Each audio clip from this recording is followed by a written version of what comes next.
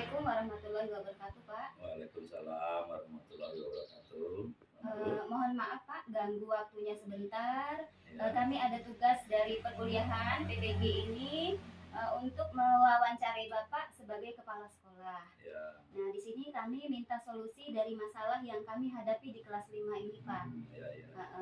Yang pertama, masih ada siswa kami, Pak, ya, yang belum bisa perkalian dasar dengan lancar. Nah, menurut Bapak apa penyebabnya, Pak? Kalau masalah perkalian anak itu sebenarnya di mana-mana pun terjadi. Jadi, tapi karena itu tugas kita sebagai seorang guru, memang harus diidentifikasi dulu masalahnya apa, anak ini kok sampai tidak hafal perkalian padahal sudah kelas 5. Nah, ini kita harus punya semboyan di dalam hati. Pokoknya saya harus berhasil menuntaskan cara menghitung perkalian itu. Nah, jadi itu dulu. Nah, kalau masalah itu pasti banyak, tidak hanya satu atau dua. Banyak, tapi yang paling diutamakan dulu. Jadi coba Ibu dipilah-pilah apa penyebab pokoknya. Nah, biasanya kalau perkalian itu, Bu, itu masalah utamanya adalah anak itu nggak hafal perkalian 1 sampai 10 itu. Iya, Pak. Nah, jadi masalahnya suruh hafalkan dulu perkalian 1 sampai 10. Iya, Pak. 1 kali 1, 1 kali 2, 1 kali 3, terus sampai 9 kali 9, 10 kali 10. Nah, itu. Yang kedua, mungkin anak itu zaman sekarang ini, Bu, memang apalagi sudah dengan adanya zaman IT sekarang, anak itu kalau sudah main HP seperti ini, lupa dengan belajar. Banyak guru-guru lain itu dikasih PR, pekerjaan rumah anak itu. Besok ngumpulkan masih kosong. Kapan ditanya, jawabannya ada. Nggak ingat. Nah, itu. Oh, iya, Pak. Nah, jadi hal-hal seperti itu tulis dulu, berarti ini masalah-masalahnya. Iya, Pak. Selanjutnya lagi, itu anak itu kadang-kadang belajarnya itu kurang fokus. Dianggap, gampang. Nggak usah pening kalau kali-kalian itu. Pijit aja HP, muncul. Nah, Iya, Pak. Ibu harus memberikan gambaran. Ya kalau bawa HP, kalau tidak, bingung kita. Iya, Pak. Nah, jadi intinya yang pokoknya benar ya kita 3 aja lah dulu. Iya. Tiga masalah itu kita cari. Sudah ketemu, baru Ibu mencari solusinya. Iya. Solusinya gimana? Iya, Pak. Gimana, Pak? Supaya dari yang nomor 1 tadi tidak hafal. Nah, caranya untuk tidak hafal itu, Ibu berikan tugas ke anak itu secara bertahap. Pertemuan matematika sekarang, hafalkan dulu kali-kalian 1 sampai 4 misalnya. Saya kasih tugas kali-kalian 1 sampai 4. Pelajaran matematika berikutnya suruh maju menghafal. Iya, menghafal ya, Pak, ya. Hafalkan dulu. Kalau sudah hafal, baru ditambahi pertemuan yang sekarang, berarti ditambahi 5 sampai 8 atau 5 sampai 7. Jangan banyak-banyak dulu.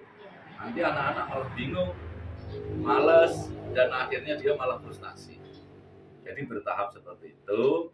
Pertemuan berikutnya baru misalnya 7 sampai 10. Kalau sudah, pertemuan yang akan datang, hafalkan 1 kali 1 sampai 10 kali 10. Mudah-mudahan dengan kesabaran, dengan ketelitian, dengan keuletan Ibu, itu akan bisa terlaksana. Nah, terus gitu. Nah, solusinya itu ya. Solusinya bagaimana anak itu tidak anak itu sering-sering dikasih tugas seperti itu. Sering dikasih tugas masalah menghafal kali-kalian. Tidak bisa, jangan ditambah dulu. Jangan ditambahi dulu. Biarlah itu dulu sampai bisa. Nah, solusi yang kedua yaitu dikasih tadi tugas menghafal. Mm-mm. Kalau sudah menghafal dia sampai 4 atau sampai 5 bisa, Iya. dikasih tugas, kasih PR. Mm-mm. Kasih PR ya, Pak, ya? Dikasih PR untuk mengerjakan kali-kalian. Usahakan dulu dengan mencongak atau menghafal, sudah itu dikasih dengan menulis. Yang selanjutnya lagi adalah ibu itu harus mengajar itu dalam pembelajarannya itu harus menggunakan alat peraga. Kali itu berarti dicontohi. Kali itu berarti menghitung berulang, menambah berulang. 2 kali 3 berarti 2-nya ada 3. 2. Nah itu solusinya. Terima kasih, Pak.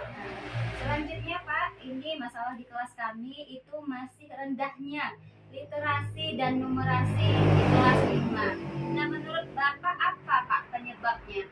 Nah, yang paling penting kita tanamkan ke anak itu, Bu, literasi itu adalah membaca. Ya. Membaca, mengkomunikasikan apa, taruhlah dengan bahasa, dengan kata-kata lah. Jadi numerasi itu adalah membaca, setelah membaca nanti dikeluarkan dengan kata-kata. Itu numerasi. Literasi, kalau numerasi itu adalah menghitung, berkaitan erat dengan pelajaran matematika. Itu numerasi. Nah, untuk sulit membaca atau bermasalah dengan membaca tidak lancar, itu anak itu yang jelas kurang sering. Anak kapan sudah menggambar, lihat buku yang dilihat gambarnya dulu biasa. Lihat gambar gitu juga. Nah, ini tugas kita, sering-sering gambarnya nanti. Nah, itu. Dan sekarang baca dulu. Untuk suruh yang kedua, kalau memang sulit, anak itu dipanggil ke depan. Panggil depan, satu meja dengan kita. Dipanggil ke depan, mungkin dengan panggil ke depan itu dia berusaha keras untuk bisa membaca. Iya, benar. Karena kalau tidak bisa membaca, dia akan malu dengan kawan-kawannya. Nah, jadi begitu, di anak disuruh maju bawa buku baca di pinggir kita atau meja, Disuruh maju. Nah, yang selanjutnya lagi, kalau masalah yang tadi, numerasi kurang tadi sudah disebutkan, maka solusinya adalah dalam pembelajaran numerasi tadi, kali-kalian tadi, itu sering-seringlah ibu itu mengajar menggunakan alat peraga untuk solusinya ya, Pak. Solusinya untuk numerasinya, untuk menghitungnya. Alat peraga boleh lidi, boleh kelereng, boleh karet gelang. Jadi selalu kepada anak yang khusus untuk susah menghitung tadi, itu adalah dengan alat peraga. Kalau matematika kan enak itu. Iya. Kalau kurangi tinggal ambil, kalau tambah tinggal nambah. Kalau ngalikan berarti penjumlahan berulang. Nah, itu. Nah, kalau yang sulit membaca tadi yaitu pokoknya jangan belajar dulu, kita membaca dulu di depan itu. Kalau bawa buku 1-2 kalimat tidak apa-apa. Intinya membaca dulu. Nah, sudah itu menulis. Menulis juga banyak keluhan guru-guru itu yang kesulitan anak untuk menulis. Nah, solusinya yaitu sering-sering diajari menulis. Menulis apa? Menulis misalnya lagu. Apa lagu satu-satu apa? Tuliskan.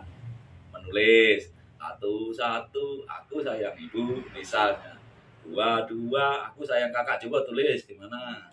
Nah, dengan menulis itu lama-lama dia akan berusaha untuk bisa itu. Ya.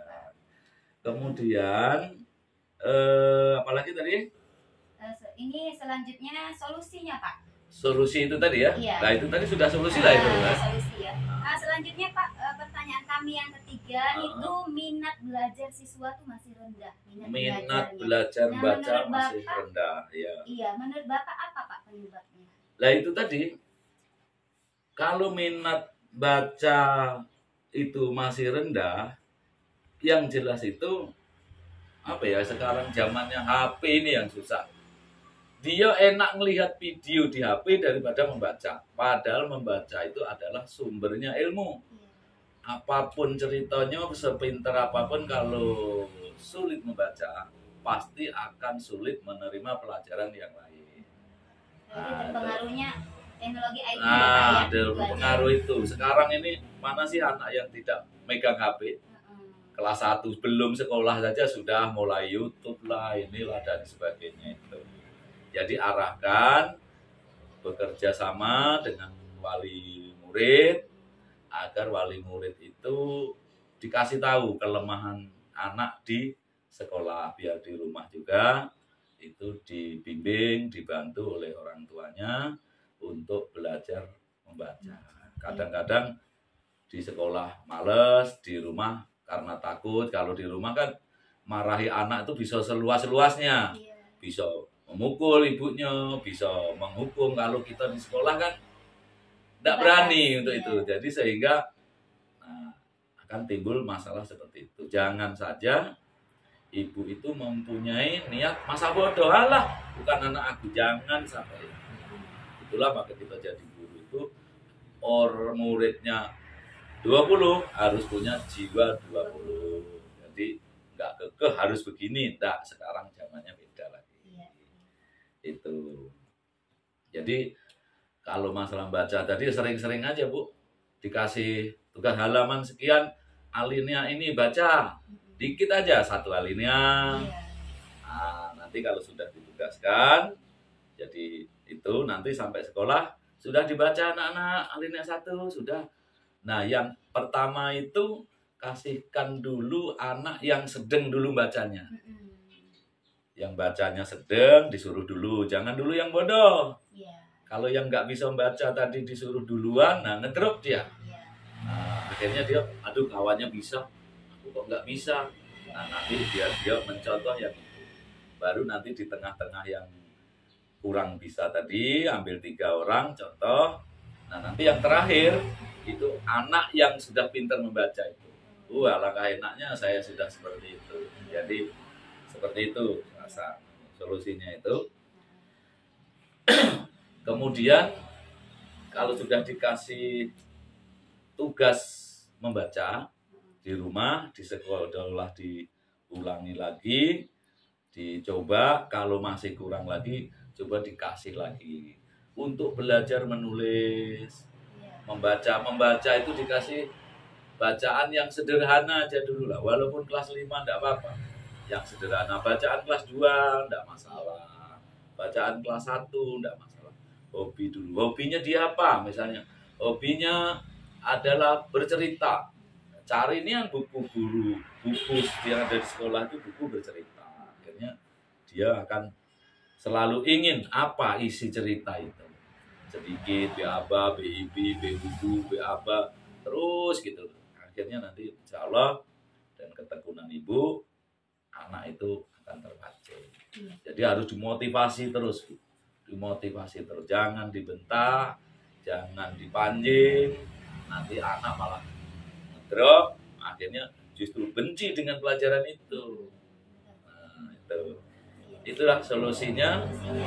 Yang lain-lainnya, jadi tolong ibu intinya bersabar, tidak menyerah, selalu mencari kekurangan kita terhadap anak itu apa, agar anak itu simpati dengan kita. Oh, Bu Yuli itu enaknya belajar dengan dia tuh. Dulu aku benci dengan membaca, benci, nggak senang dengan kali-kalian. Sekarang aku senang, jadi aku bisa.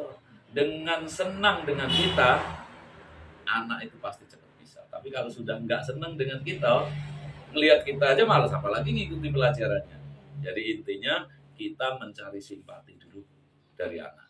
Anak simpati dengan kita, apa yang kita berikan pasti itu dilakukan, dan dia berusaha untuk bisa, supaya dia juga kita perhatikan. Mintanya kadang-kadang itu Bu, kurangnya perhatian dari rumah, mungkin di rumah orang tua tidak mengarahkan. Terima kasih Pak. Terakhir Pak, pertanyaan dari kami, hasil belajar siswa kelas 5 itu masih rendah. Menurut Bapak apa Pak penyebabnya dan solusinya? Nah, kalau masih rendah itu banyak faktor, Bu. Iya. Banyak faktor. Yang pertama, kita misalnya orang 20 yang nggak bisa kok hanya 2 yang dapat nilai di bawah 5, di bawah 4, yang lain ada yang dapat 10, 9, 8, itu kan bagus. Nah yang 2 ini Ibu harus telaten. Telatennya begini, kita lihat dulu latar belakang di keluarganya. Apakah keluarganya broken home, atau secara pendidikan orang tuanya itu pendidikannya nggak tamat SD, itu secara umum menurut penelitian itu pasti berbeda hasilnya itu. Jadi kalau istilah nilai anak itu rendah, hasil pembelajarannya itu kita harus menilai ke banyak faktor, terutama ke latar belakang keluarga. Masalah keharmonisan keluarga dulu. Kita lihat lagi secara sosial ekonominya bagaimana. Kemudian tingkat pendidikan orang tuanya bagaimana. Kadang-kadang Bu, itu yang sangat berpengaruh. Sudah itu perhatian orang tua dengan anak waktu belajar di rumah. Nah itu. Makanya dari 3 macam itu tadi, Ibu harus selalu, misalnya ada anak yang kurang, sering-sering aja apa sore-sore main, atau ketemu di warung ngobrol dulu. Sudah itu baru ngarah ke anak kita, sampaikan apa kekurangannya. Yang lebih ya kalau ketemu ya sampaikan kelebihannya. Oh anak kita itu bagus Nian, tolong Nian suruh Pak itu terus agar anak kita pintar. Yang kurang juga demikian, oleh bahasa yang santun, jangan sampai orang tua tersinggung. Oh iya Pak, pasti dia ya Bu, terima kasih Bu, biar nanti di rumah saya ajari. Apa kok tiap ada PR nggak dikerjakan, ngerjakan hanya separuh. Nah itu tolonglah perhatikan. Nah untuk orang tua sampaikan bahwa setiap hari suruh nanya anaknya ada PR apa enggak, sudah dikerjakan apa belum. Nah itu perhatian orang tua itu sangat penting sekali. Jadi kita harus sama-sama. Si sekolah punya kami misalnya ngomong dengan ibu, nah tolonglah di rumah itu kan anak ibu. Nah sama-sama lah kita sama-sama untuk mendidik anak itu. Nah itu salah satu atau beberapa masalah yang harus kita cari. Setelah tahu baru kita susun apa solusinya. Itu menurut saya itu. Iya. Ya. Solusinya menurut Bapak tadi kita salah satunya main ke rumah orang tuanya ya Pak. Solusinya karena kita nih pada umumnya dekat ya, yang dekat aja lah. Kalau yang jauh sampai sana-sana ya lain kali Pak. Atau dipanggil pakai surat. Orang tuanya dipanggil ya Pak. Panggil surat, atau sekarang musimnya WA, di WA pakai bahasa yang santun. Tolong Bu, besok jam sekian ke sekolah, ada yang perlu kami sampaikan masalah belajar anak. Maaf Bu ya ganggu, tapi ini demi anak kita, jadi tolonglah, aku pengen ketemu tapi tidak ada waktu misalnya.